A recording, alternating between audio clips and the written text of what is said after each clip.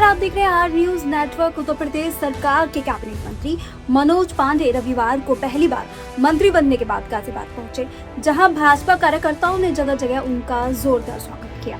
गाजियाबाद पहुंचे कैबिनेट मंत्री मनोज पांडे ने मीडिया से बातचीत के दौरान प्रदेश की राजनीति और आगामी विधानसभा चुनाव को लेकर खुलकर अपनी बात रखी। समय से पहले विधानसभा चुनाव की चर्चाओं पर उन्होंने कहा कि चुनाव कराने का फैसला चुनाव आयोग करता है और जब भी चुनाव होंगे भारतीय जनता पार्टी पूरी तरह तैयार है। वहीं समाजवादी पार्टी के नेताओं और जनप्रतिनिधियों के बीजेपी में शामिल होने की चर्चाओं पर मनोज पांडे ने बड़ा बयान देते हुए कहा कि जितनी संख्या बताई जा रही है उससे ज्यादा लोग आने वाले समय में भाजपा के साथ जुड़ सकते हैं। श्री आदरणीय श्री नरेंद्र मोदी जी के प्रति और उत्तर प्रदेश के मुख्यमंत्री आदरणीय योगी आदित्यनाथ जी के प्रति जो लोगों की भावनाएं हैं, जो लोगों का विश्वास है, वो आज एक भारतीय जनता पार्टी के कार्यकर्ता मनोज पांडे के प्रति आज लोग व्यक्त कर रहे हैं। मैं पूरे गाजियाबाद के अपने सभी सहयोगी साथी कार्यकर्ताओं और खासकर इस कार्यक्रम के जो आयोजक हैं हमारे भाई पंकज शर्मा जी, उनके सभी सहयोगी दलों, सहयोगी साथियों का मैं बहुत आभार प्रकट करता हूं, उन्हें बहुत धन्यवाद देता हूं। ये अभूतपूर्व स्वागत, लगभग हमको 2.5 घंटे लगा यूपी गेट से लेकर के यहाँ तक आने में।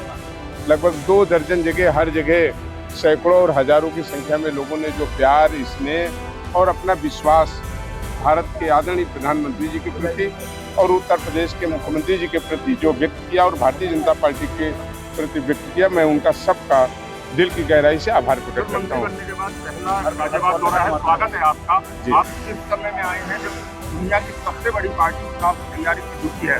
क्या लग रहा है सर, 27 में चुनाव होगा या इसी साल चुनाव हो जाएगा? देखिए, चुनाव भारत निर्वाचन आयोग को कराना होता है। एक स्वतंत्र और निष्पक्ष संवैधानिक संस्था है। जब भी वो चुनाव कराएगी, भारतीय जनता पार्टी का एक एक कार्यकर्ता आगामी 2027 के विधानसभा चुनाव के लिए एकदम तैयार है। और जब भी चुनाव होगा तो जहां कार्यकर्ता तैयार है, वहीं उत्तर प्रदेश की 25 करोड़ जनता और मतदाता भी अपना समर्थन, अपना सहयोग और आशीर्वाद भारतीय जनता पार्टी को देने के लिए एकदम तत्पर हैं। मंत्री जी पहले कलकत्ता की सरकार हिलाई, फिर महाराष्ट्र, अब कहा जा रहा है कि सपा के भी कई सांसद इसमें अब आने वाले हैं भाजपा में। आप खुद भी सपा से आए हैं, क्या कहना चाहेंगे? देखिए, सवाल ये है कि लोग क्यों आना चाहते हैं। आज जब देश की जनता का विश्वास आदरणीय मोदी जी के प्रति है, भारतीय जनता पार्टी के प्रति है, और उसका परिणाम है कोई किसी को लाता नहीं है, कोई किसी को तोड़ता नहीं है। ये तो विपक्ष की नाकामयाबी है, उनकी मंद बुद्धि है। वो निर्णय नहीं ले पा रहे हैं कि आज देश की जनता क्या चाहती है। आज देश का गरीब हो, आज देश की सबसे बड़ी आबादी अन्नदाता हो, आज देश का बेरोजगार नौजवान हो, आज सब ये जानता है कि देश को विकास से जोड़ने का काम, देश को प्रगति से जोड़ने का काम, देश को आर्थिक रूप से संपन्न बनाने का काम अगर कोई करेगा तो भारतीय जनता पार्टी करेगी और आदरणीय नरेंद्र मोदी जी करने का काम करेंगे। अब सवाल केवल पश्चिम बंगाल का नहीं है, सवाल महाराष्ट्र का भी है, सवाल मध्य प्रदेश का भी है और सवाल पश्चिम बंगाल का भी है। आप सब बहुत जागरूक पत्रकार हैं। वही पश्चिम बंगाल जहां पर लगभग 38% लोगों को मतदान से विरक्त किया जाता था, मतदान नहीं करने दिया जाता था, वो पश्चिम बंगाल जहां जमीन खरीदने के लिए भी, जमीन लेने के लिए भी, दुकान लगाने के लिए भी, दुकान हटाने के लिए टीएमसी के दफ्तर में पहले पैसे देकर के रसीद कटवानी पड़ती थी।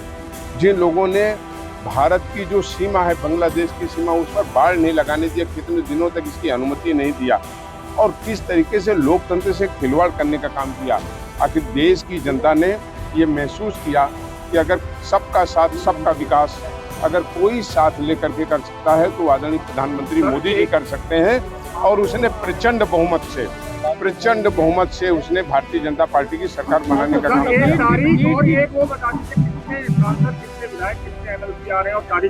किया। नहीं, जो संख्या आप बता देंगे उससे ज़्यादा आ जाएंगे। और ये आप जान लीजिए, कोई किसी को ला नहीं रहा है। आज अगर बड़ी संख्या में उद्धव ठाकरे के शिवसेना के सांसद आए, आप पार्टी के सांसद आए और ममता दीदी के अत्याचार से, निरंकुशता से उनके अत्याचार से परेशान होकर के लोकतंत्र पर विश्वास करते हुए इतनी बड़ी संख्या में पार्लियामेंट के सदस्यों ने अपने एक अलग दल को बनाने के लिए मजबूर होना पड़ा।